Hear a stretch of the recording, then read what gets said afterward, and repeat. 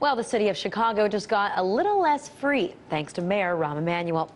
Emanuel, the current Chicago mayor and former chief of staff to President Obama, has just won approval from the Chicago City Council for a draconian set of anti-protesting ordinances.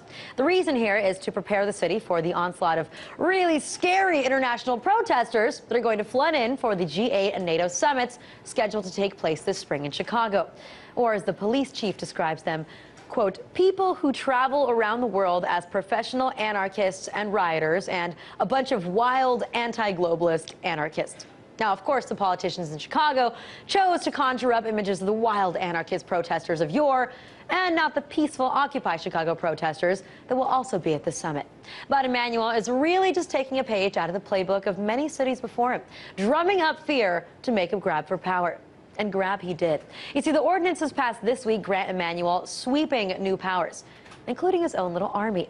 He's going to have the authority to deputize law enforcement personnel from the DEA, the FBI, the ATF, the DOJ, the Illinois State Police, and, quote, other law enforcement agencies determined by the superintendent of police to be necessary for the fulfillment of law enforcement functions.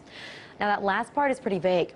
Could Rahm hire Blackwater, for example? Well, with language we really don't know, which is alarming, to say the least. And what would a proper crackdown be without increased surveillance, of course? The city's also going to increase video, audio, and telecommunications equipment to monitor the city.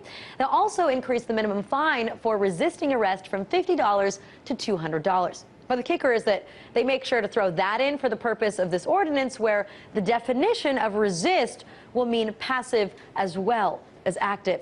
And what should be perhaps the most infuriating part of this new ordinance to average Chicago residents is that Rahm now has the power to outsource city services to private companies and then provide assurances to that company that taxpayers will foot the bill of any lawsuit associated with those services. As Bernard Harcourt at The Guardian notes, it's a perfect example of privatizing the profits and socializing the costs. Now, what's truly alarming about this is that most of these new powers, they don't even expire after the summits are over. The specific contracts that involve hosting the NATO and G8 summits expire, but the newly expanded police powers, increased video surveillance, or changes to the process of acquiring permits, well, those are unfortunately forever. Now, because of Rahm Emanuel, Chicagoans' rights to free speech will forever be a little less strong. Now, thankfully, the new laws are being challenged by Occupy Chicago, so we will make sure to keep you updated on any developments in this case.